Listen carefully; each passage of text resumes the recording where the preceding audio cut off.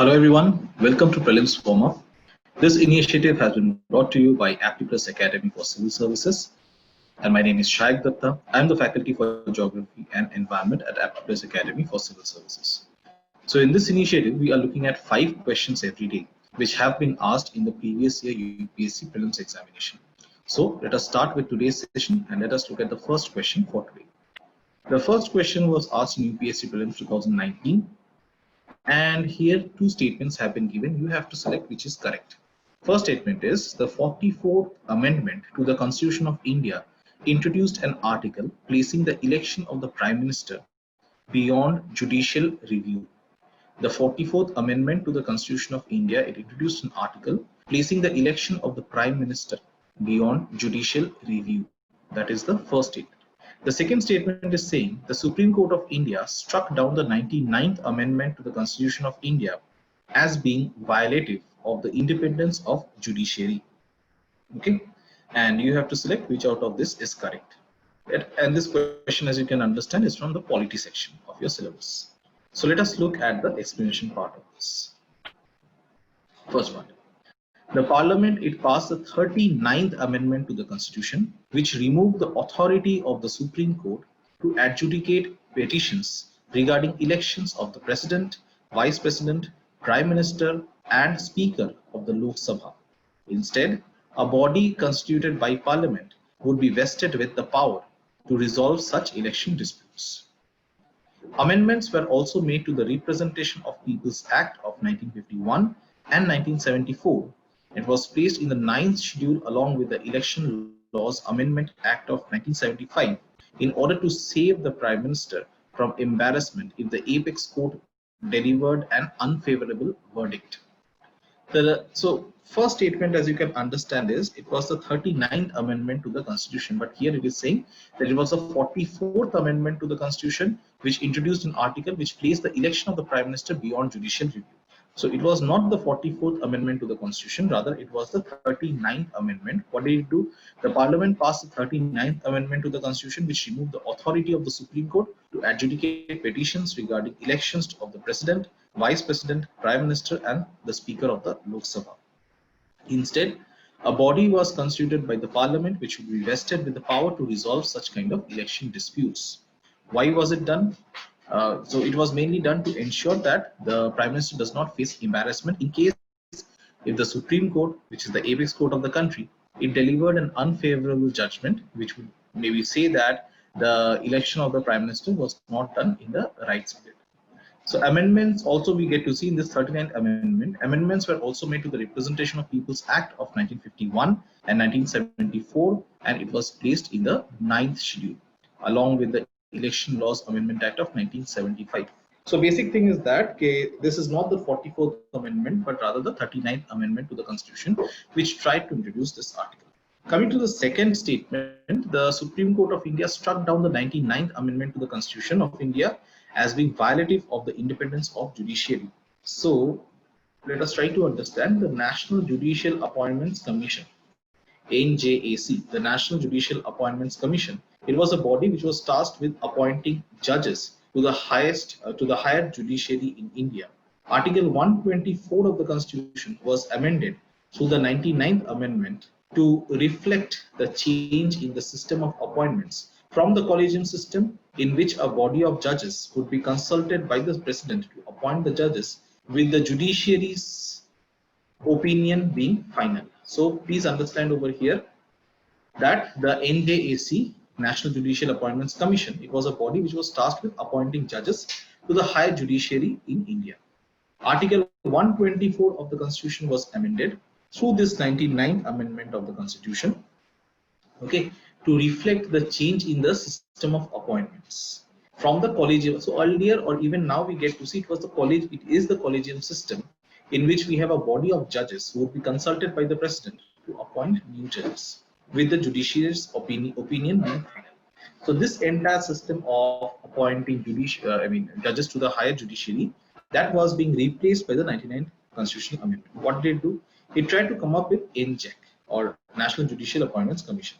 What was the composition of NJAC, the National Judicial Appointments Commission. It included the Chief Justice of India, two senior-most judges of the Supreme Court, the Law Minister, and then two eminent persons. So, Chief Justice of India, two senior-most judges of the Supreme Court. Then we had representation from the government also in the form of the Law Minister and two eminent persons. A subcommittee was also there. It was also constituted to appoint the eminent persons. The composition of the subcommittee, like these two eminent persons who will be representing the government actually, because you see who was responsible for appointing these two eminent persons. So it was a subcommittee which was constituted to appoint these two eminent persons. So who were the members of this subcommittee? It was the Prime Minister, the Chief Justice, and the leader of the opposition. The composition of National Judicial Appointments Commission therefore presents a problem if it allows excessive executive interference, that is from the political class. There's going to be too much of interference because you have the Law Minister and you have two eminent persons who are once again appointed or who are nominated by the Prime Minister. So there will be a chance of excessive executive interference in the appointment of judges, and more specifically the term eminent person has not been defined with clarity. Since there is no clarification upon this, so there's a lot of room for discretion of the executive. So nobody knows whether they have to be eminent or not. There was a lot of room for it was vaguely defined. Therefore, it was natural for the judiciary to fear the abuse of such discretion by the executive, resulting in political appointments to the Supreme Court and the High Court. So that was a possibility that if this NJAC or the National Judicial Appointments Commission, if this system starts appointing judges to the Supreme Court and the High Court, so then there was a chance of a lot of political influence being there. It will no longer be absolutely independent and autonomous. So petitions were filed before the Supreme Court to strike down this 99th Amendment because it was unconstitutional, because it was infringing upon the basic structure of the Constitution, as you can see. Because the judiciary, it is supposed to be independent and autonomous. So that there was a problem over here.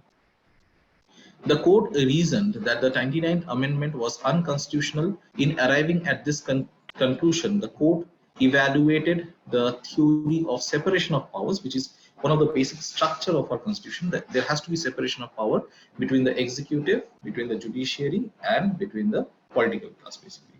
So there has to be separation of power. It held that the interference of the executive in the appointment of judges to the higher judiciary was a violation of this entire theory of separation of powers. Okay, so 1B is the right answer, so you can understand. So it was not the 44th Amendment, it was the 39th Amendment to the Constitution, and also we get to see 99th Amendment. That is correct because it tried to introduce the system of National Judicial Appointments Commission, which will take over from the collegium system of appointing judges that we have right now. Okay, now moving on to another question from Polity, and this question was also asked in 2019 UPSC prelims. There are 4 statements which have been provided, and you have to select which out of this is or are correct. The first statement is saying the motion to impeach a judge of the Supreme Court of India cannot be rejected by the Speaker of the Lok Sabha as per the Judges Inquiry Act of 1968. The first statement is saying the motion to impeach a judge of the Supreme Court of India cannot be rejected by the Speaker of the Lok Sabha as per the Judges Inquiry Act of 1968. Second statement is saying the Constitution of India defines and gives details of what constitutes incapacity and proved misbehavior of the judges of the Supreme Court of India. So in the Constitution of India, it has been clearly defined as to what is meant by incapacity and proved misbehavior of the judges of the Supreme Court of India. The third statement is saying the details of the process of impeachment of the judges of the Supreme Court of India are given in the Judges Inquiry Act of 1968. The fourth statement is saying if the motion for the impeachment of a judge is taken up for voting, the law requires the motion to be backed by each house of the parliament and supported by a majority of total membership of that house and by not less than 2/3 of total members of that house present and voting. So what does the fourth statement say? If the motion for the impeachment of a judge is taken up for voting, the law requires the motion to be backed by each house of the parliament and supported by a majority of total membership of that house and by not less than 2/3 of the total members of that house present and voting. Okay, so these are the 4 statements which have been given, and most of them are with regards to the impeachment of judges. Now let us examine each of these statements in the explanation part. First of all, A judge may be removed from office through a motion adopted by Parliament on grounds of proven misbehavior or incapacity. So, what is the criteria to remove a judge? The criteria is proven misbehavior or incapacity. While the Constitution does not use the word impeachment, it is very, very important that you remember this. Okay, the term impeachment has not been mentioned in the Constitution. It is colloquially used to refer to the proceedings under Article 124. So whatever happens under Article 124, though it is not officially termed as impeachment, but the entire process is actually impeachment. So Article 124 is mainly concerned with the removal of a Supreme Court judge. And also we get to see Article 218. It is concerned with the removal of a High Court judge. So a judge may be removed from office through a motion adopted by Parliament on grounds. What are the grounds? Proven misbehavior or incapacity. While the Constitution does not use the word impeachment, it is colloquially used to refer to the proceedings under Article 124 for the removal of a Supreme Court judge and Article 218 for the removal of a High Court judge. The Judges Inquiry Act of 1968 regulates the procedure related to the removal of a judge of the Supreme Court by the process of impeachment. So which is the act? It is the Judges Inquiry Act of 1968 which regulates the procedure. Judges Inquiry Act of 1968 which regulates the procedure relating to the removal of a judge of the Supreme Court by the process of impeachment. So what is the impeachment procedure? Let us see.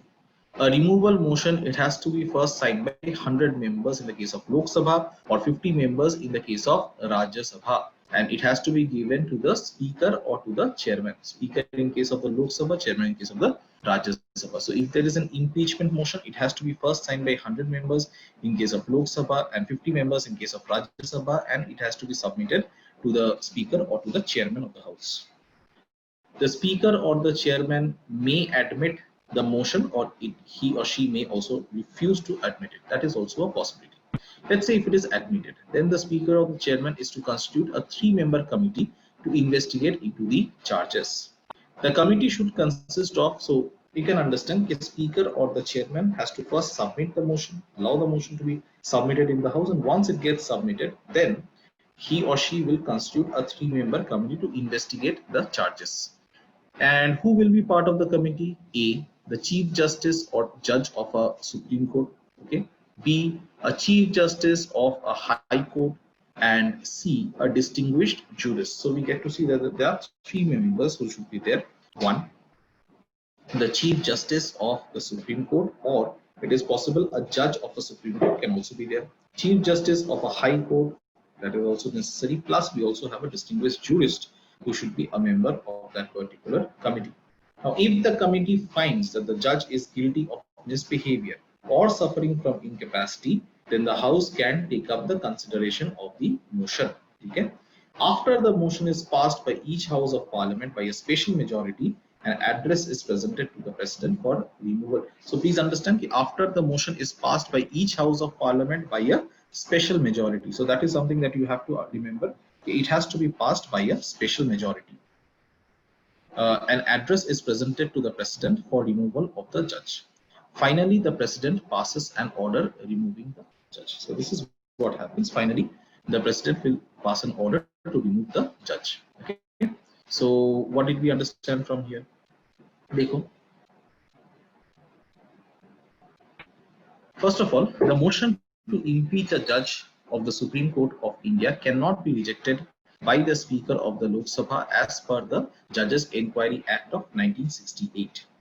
So over here we get to see that it is the Judges Inquiry Act of 1968 which regulates the procedure relating to the removal of a judge of the Supreme Court by the process of impeachment, and these are the various processes. Now the question is, the Supreme Court, the chairman or the speaker may admit the motion or refuse to admit it. So over here the first statement was saying that to impeach a judge of the Supreme Court of India cannot be rejected by the speaker. That is incorrect, because it is possible that the speaker might even reject it. So that is also a possibility. So first statement is incorrect. The second statement, the Constitution of India defines and gives details of what constitutes incapacity and proved misbehavior of the judges of the Supreme Court of India. So does the Constitution of India define and give details of what constitutes incapacity and proved misbehavior of the judges of the Supreme Court of India?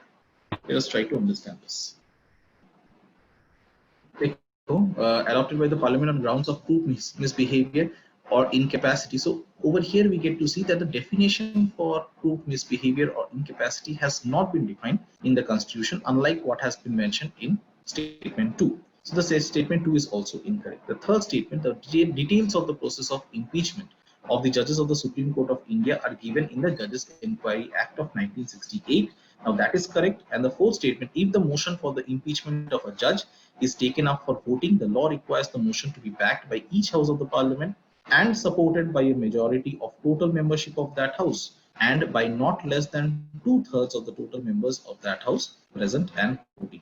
Let us quickly go through this. So here we get to see that the motion, it has to be passed by each house of parliament by a special majority, and an address is presented to the president for removal of the judges. So special majority means if the motion for the impeachment of a judge is taken up for voting, the law requires the motion to be backed by each house of the parliament and supported by a majority of total membership of that house.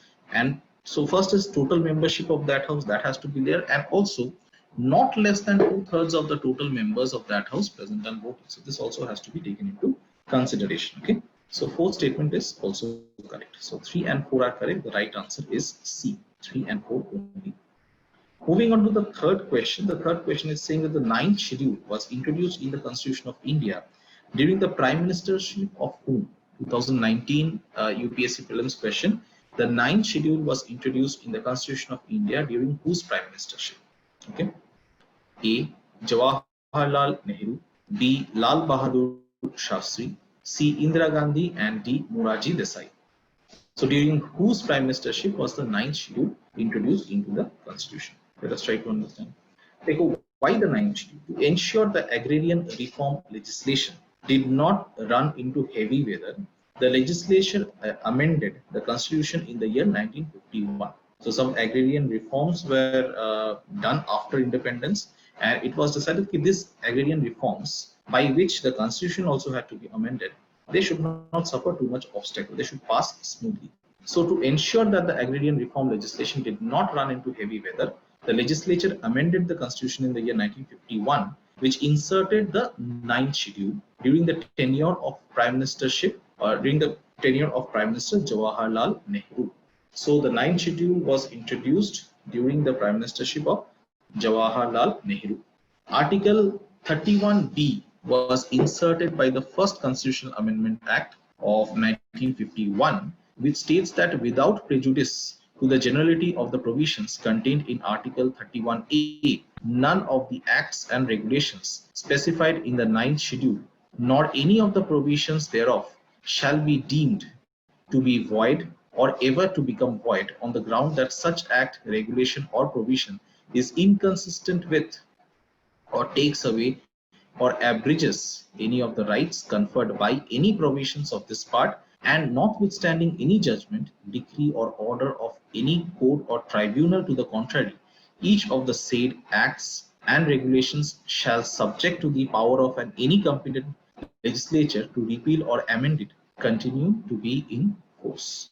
So basic thing is that this 9th schedule ensures that it does not run into heavy weather. There is not too much of obstacle in the path of passing such a constitutional amendment.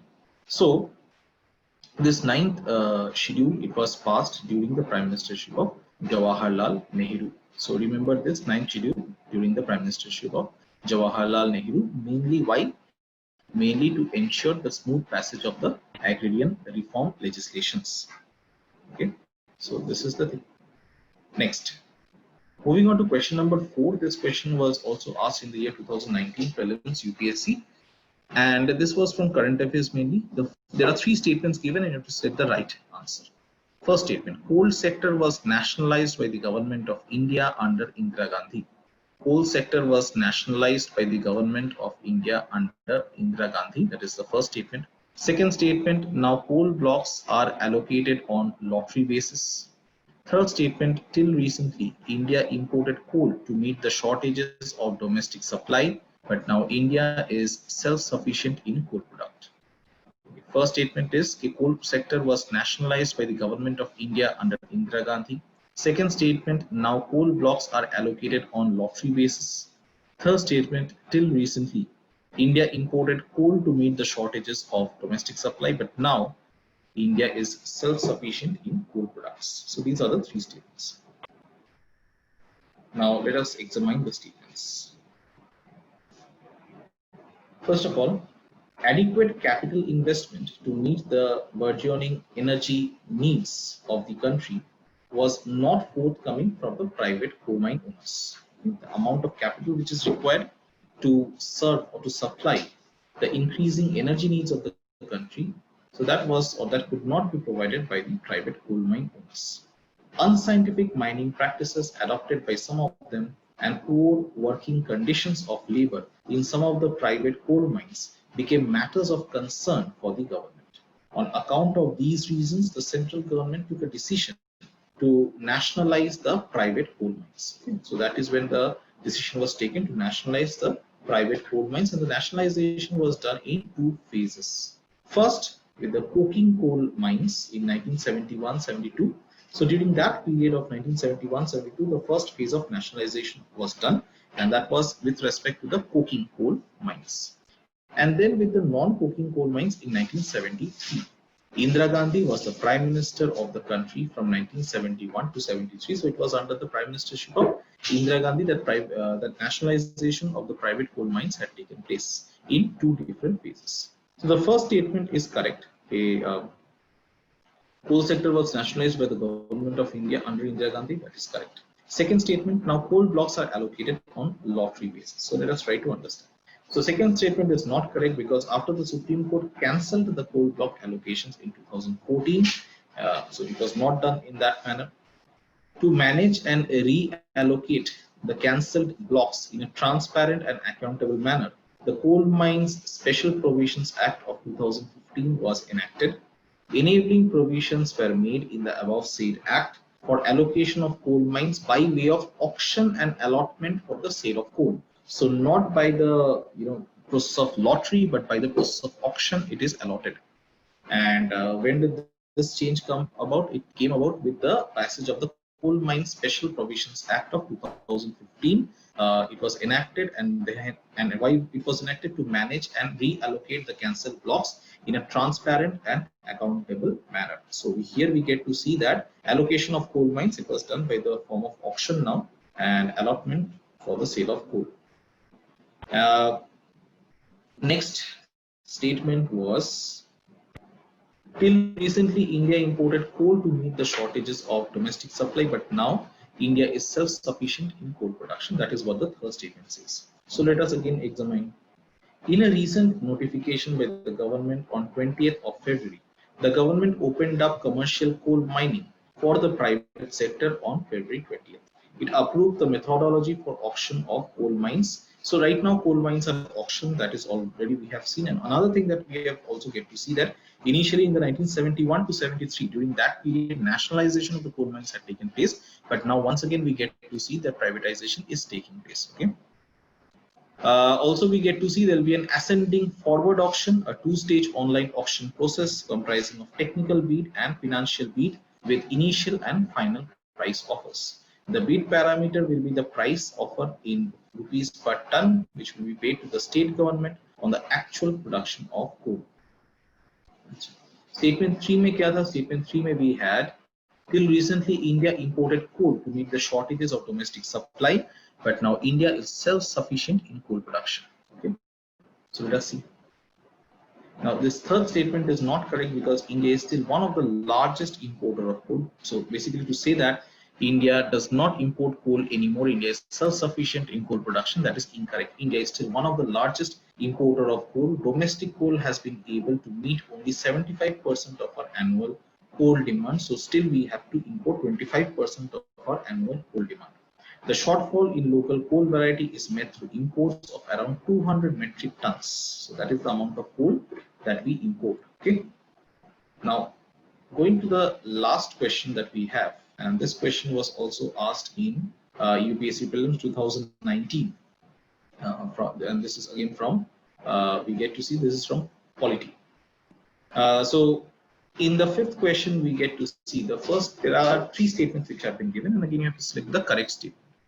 First statement is the Parliament under the Prevention of Disqualification Act 1915 exempts several posts from disqualification on the grounds of office of profit. So the Parliament Prevention of Disqualification Act 1959, it exempts several posts from disqualification on the grounds of office of profit. Second statement, the above mentioned act was amended 5 times. Third, the term office of profit is well defined in the Constitution of India. Okay, so these are the 3 statements which are there. First statement is the Parliament Prevention of Disqualification Act 1959. It exempts several posts from disqualification on the grounds of office of profit. Second statement, the above mentioned act was amended 5 times. And the third statement is the term office of profit is well defined in the Constitution of India. You have to select the correct statements. So let us see. First, the expression office of profit. ये जो expression है office of profit, it has not been defined in the Constitution or in the Representation of the People Act 1951. So first thing, it has not been defined in the Constitution or in the Representation of People Act 1951. This is something that you should know. Next, it has been mentioned in Article 202 and 191 of the Constitution. So office of profit has not been defined in the Constitution, but इधर हम लोग देख रहे थे कि in the third statement it was mentioned that the term office of profit is well defined in the Constitution of India, so that is incorrect.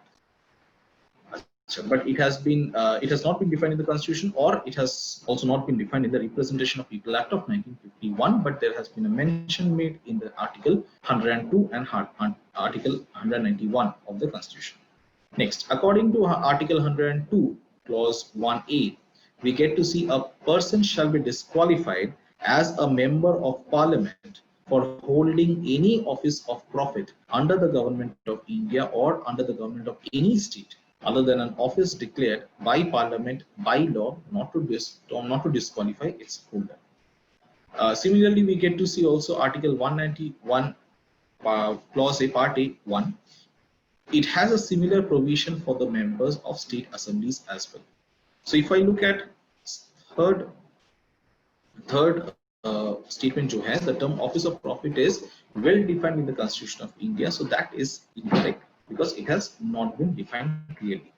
We do get to see that there has been some amount of mention made. Next, the Parliament has also enacted the Parliament Prevention of Disqualification Act 1959, which has been amended several times to expand the exempted list. So it has been several times there has been amendment done. So the second statement that you get to see, that the above mentioned act was amended 5 times, that is correct. So the Parliament Prevention of Disqualification Act 1959, that was amended multiple times. The first statement, the Parliament Prevention of Disqualification Act 1951 exempts several posts from disqualification on the grounds of office of profit. So there is no bar on how many officers can be exempted from the purview of the law. Hence, the first statement is also correct. What does it say? The Parliament exempts several posts from disqualification on the grounds of office of profit. So that is correct, but how many, that has not been mentioned. There is no bar on how many officers can be exempted from the purview of the law. So it does exempt, that is correct.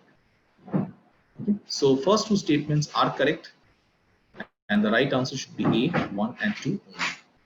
So with this, we have completed all the 5 questions for today. I hope you have liked this video. Please let us know in the comment section. Also, please like this video, share it with other UPSC aspirants, and also please subscribe to Aptitude Academy for Civil Services YouTube channel for more such informative videos. We'll be back again in another episode with 5 questions which were asked in the previous year UPSC prelims examination. So till then, stay safe and study hard. Thank you so much.